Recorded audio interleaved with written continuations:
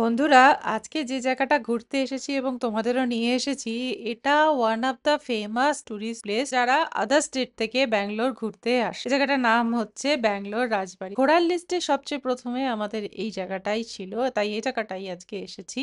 এইভাবে যে জায়গাটার মধ্যে এন্ট্রি করছি, ওখানে যে নতুন বিল্ডিংটা লেফট সাইডে দেখা যাচ্ছে না, ছোট নতুন টাইপের কনস্ট্রাকশন, ওখানে বিয়ের জন্য ভাড়া দেওয়া হয়। রয়্যাল স্টাইলে যারা বিয়ে করতে চায়, এই লেফট সাইডের সাদা বাড়িটা ওটা ভাড়া দেওয়া হয়। এটা হচ্ছে রাজবাড়ি। তো গাড়িটা পার্ক করে আমরা এগিয়ে চললাম রাজবাড়িটার দিকে। এখানে টিকিট আছে, এন্ট্রি ফি লাগে। যারা লোকাল নয় তারা ওই যে গাড়িটা, সাদা গাড়িটা ঢুকছে, ওইভাবে আসবে। আর ওখানে দেখো প্রচুর পরিমাণে অটো আছে, শাটল অটোতেও এখানে আসা যায়, কোনো অসুবিধা নেই। এই জায়গাটা হচ্ছে ফটো সেশনের জায়গা। অ্যাকচুয়ালি পুরো রাজবাড়িটাই, যারা ফটো তুলতে ভালোবাসো, যেমন কি আমরাও তাই করেছি। ভিডিও অতটা অ্যালাউডও নয়, অ্যান্ড ভেতরের ভিডিও যেটা আমি দেখাচ্ছি সেগুলো তো একদম স্ট্রিক্টলি প্রহিবিটেড। একবার ধরা পড়লে তো মানে একদম কি হবে আমি জানি না, আমারও কি হতো আমি জানি না। তো যাই হোক, একটু একটু করেছি ভিডিও।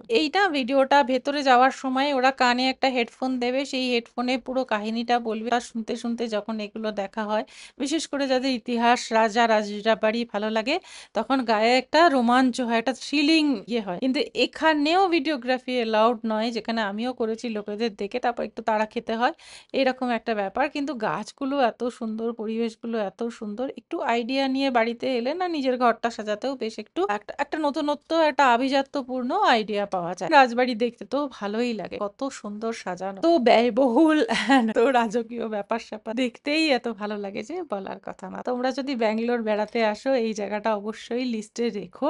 যদি গরম থাকে তাহলে তো একটু হালকা পোশাক পরাই ভালো। এটা গরম, ভেতরটা খুবই ঠান্ডা, মানে ঠান্ডা ঠান্ডাই লাগবে, এত চওড়া দেওয়াল সেই জন্য। আর যদি শীতকালে আসো তাহলে আবার একটা চাপা লাগবে, কেন প্রচুর হাওয়া, এত গ্রিনারি, এত সুন্দর জায়গা, মনে হয় যেন ইংল্যান্ডের কোথাও চলে এসছে। আর বিশেষ করে এই জায়গাটা যেহেতু ভ্যাকেশন প্লেস, এইটা অ্যাকচুয়ালি রাজবাড়ি নয়, মহীশূর রাজাদের এটা হচ্ছে ভ্যাকেশন প্লেস, তো সেই জন্য এই জায়গাটাকে আরো সুন্দর করে বানানো হয়েছে। বাচ্চারা, রানীরা যখন স্কুল ছুটি থাকতো তখন এই জায়গাটাতে, এবং রাজাও হিল স্টেশন হিসেবে এইরকম জায়গায় বসবাস করতেন। তো এটা হচ্ছে মোটামুটি একটা হিস্ট্রি।